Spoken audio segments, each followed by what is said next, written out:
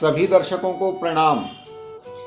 मित्रों, साहित्य ताड़ पत्रों से निकलकर छपाई के माध्यम से कागजों पर आ गया और कागजों से कविता, कहानियाँ सेलुलॉइड स्क्रीन पर आने लगी। लेकिन जब से यह इंटरनेट का युग आया है, साहित्य की अन्य विधाएं तो इसके अनुसार अपने आप को ढाल चुकी हैं, लेकिन कहानी अब भी कहीं पिछड़ रही है। हमारे रीति रिवाज परंपरा में दादा दादी, नाना नानी की कहानियां भी अब कहीं खो सी गई हैं। तकनीक की इस दौड़ में पिछड़ती हुई कहानियों को आगे लाने के लिए पहले प्रयास के रूप में मैं आपके सामने ला रहा हूं लखनऊ की प्रसिद्ध कहानीकार रिफत शाहीन के कहानी संग्रह हलाला की पहली कहानी मेरा घर। माँ हमेशा कहती थी, जब तू मेरे गर्भ में थी ना, तो मैंने बेटे के लिए खूब दुआएं मांगी थी, पर तू तो निकली बेटी। पर देख मेरी दुआ का असर, बेटी की काया में लिपटी तू है एकदम बेटों जैसी। तू मेरी बेटी नहीं, बेटा है। इतना कहकर माँ मेरा माथा चूमकर अपने काम में लग जाती, पर मेरा जिज्ञासु मन सोच की गहरी खाई में भटकने लगता। क्या माँ बेटी के रूप में मुझसे प्यार नहीं कर सकती? क्या माँ का यह चुंबन मेरी काया में छुपे बेटे के लिए है? क्या गर्व करने के लिए बेटा संज्ञा जरूरी है? मैं अपने माता पिता की तीसरी संतान यानी तीसरी बेटी। कहते हैं पूत के पांव पालने में ही जाहिर हो जाते हैं, पर मेरे पांव ने बेटे यानी मेरे छोटे भाई के पांव को दबा दिया था। बचपन से ही बेहद मेधावी, शांत चित्त, आडंबर के प्रति मुखर और जिज्ञासु मैं औरों से अलग थी। तभी माँ मुझे बेटा कहकर बुलाती थी, पर यह संबोधन मुझे कभी न भाया, क्योंकि मुझे लगता था कि ये मेरे अस्तित्व के साथ साजिश है। ठीक वैसी ही साजिश जैसे रूप रस गंध वाले रसगुल्ले को चांदी के वरक में ढक कर उसके अस्तित्व को छुपा देना।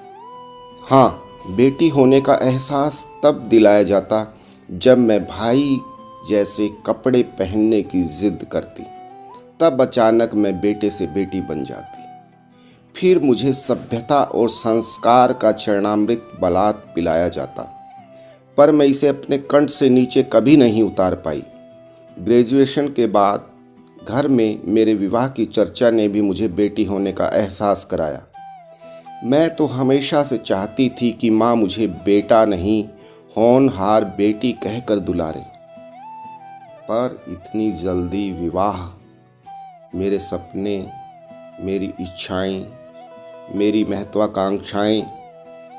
और उस दिन मैं फिर माँ से पूछ बैठी, माँ मेरा विवाह क्यों, भाई का क्यों नहीं?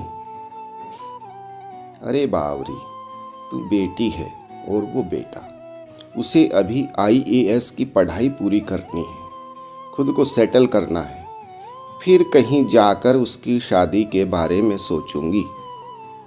मुझे भी तो IAS करना है माँ, और मैं भाई से ज़्यादा मेहनत करती हूँ। मेरी कैप्चर कैपेसिटी भाई से कई गुना बेहतर है। बेटी, तुझे तो अब अपना घर संभालना है और तुम्हारा कन्यादान करके हमें पितृ ऋण से मुक्त होना है। इतना कहकर माँ ने आज फिर मेरा माथा चूमना चाहा, पर मैं दूर हटते हुए बोली, मैं लड़की हूँ तो मेरा माथा क्यों चूमती हो? तुम्हारे इस चुंबन का अधिकार तो केवल बेटे को है। माँ मुस्कुराती हुई चली गई और मैं सोचने लगी, ये मेरा घर नहीं तो फिर किसका है? ओह, भाई का। आंखें छलक पड़ी थी मेरी। मैं पिया के घर भेज दी गई।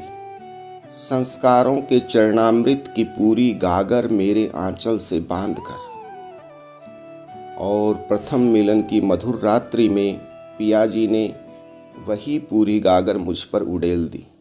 नीतू, तुम एक संस्कारी बहू और पत्नी बनकर मेरे घर को स्वर्ग बना देना।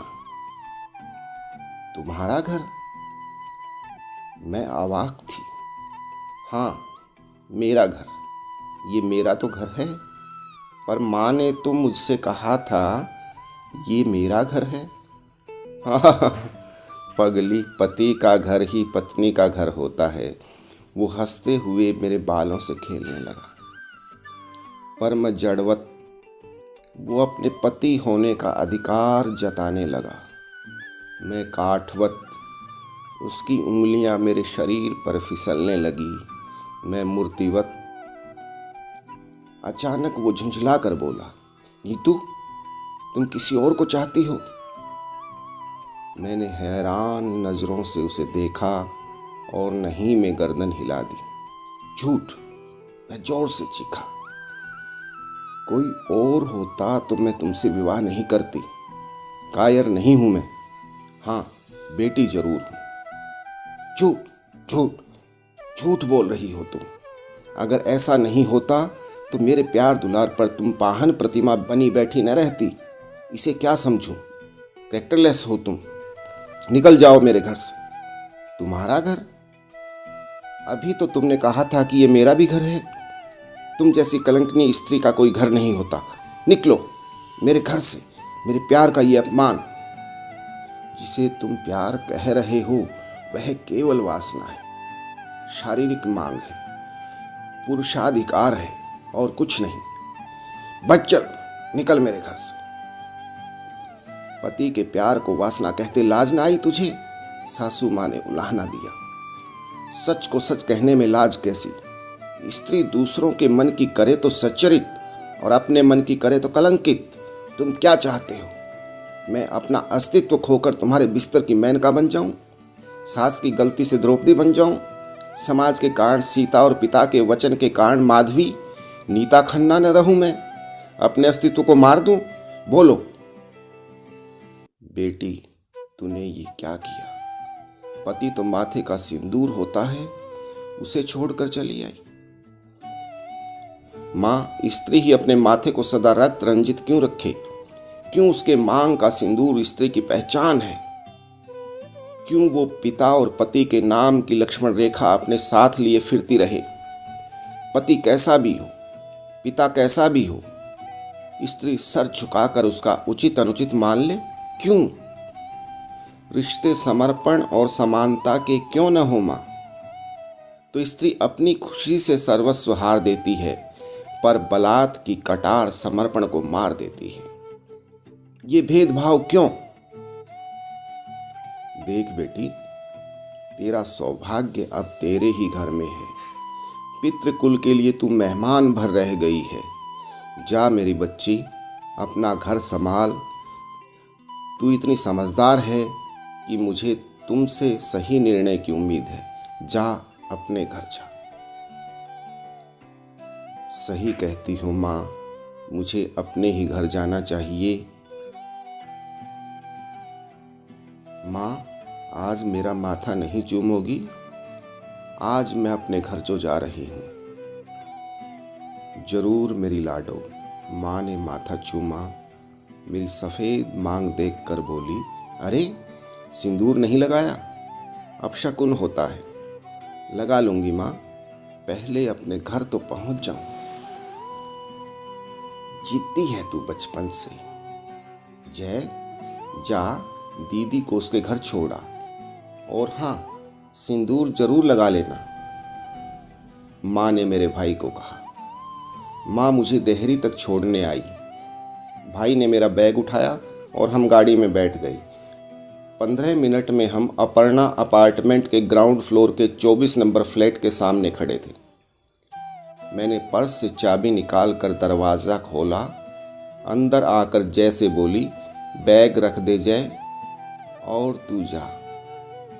पर दी, ये घर तो तुम्हारा नहीं। पगले, यही तो मेरा अपना घर है, जिसे मैंने अपने पैसों से खरीदा है। ये मेरा घर है, सिर्फ मेरा। मैं एड़ियों पर नाच कर बोली। पर तुम यहाँ अकेली? यहाँ मेरा पूरा कुनबा है, देखेगा? देख, मैंने अपनी दोनों हथेलियां जय के आगे फैला दी। देख न, इसमें मेरा भाग्य रहता है, मेरी आंखों में मेरे सपने, मेरे पाँव में मेरी हिम्मत, मेरे दिल में मेरी इच्छाएं, मेरी सोच में मेरा आत्मसम्मान, और मेरे माथे पर इस घर की धूल का सिंदूर। मैंने धूल उठाकर माथे से लगाते हुए भाई को देखा।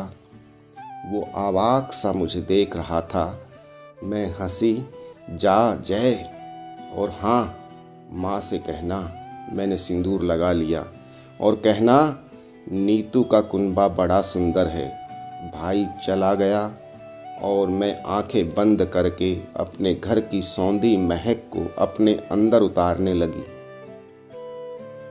और आज फिर से मुझे अपने लड़की होने पर गर्व हो रहा था, और मेरा भविष्य एक नेम प्लेट के रूप में मुझे साफ दिख रहा था। नेम प्लेट जिस पर लिखा था नीता स्वयमेव IAS। नीता खन्ना नहीं, स्वयमेव, क्योंकि मैंने स्वयं को समझा। उम्मीद है मित्रों, आपको ये आत्मालाप शैली में लिखी गई रिफत शाहीन की कहानी पसंद आई होगी। मिलते हैं फिर ऐसे ही किसी एक अन्य अंक में।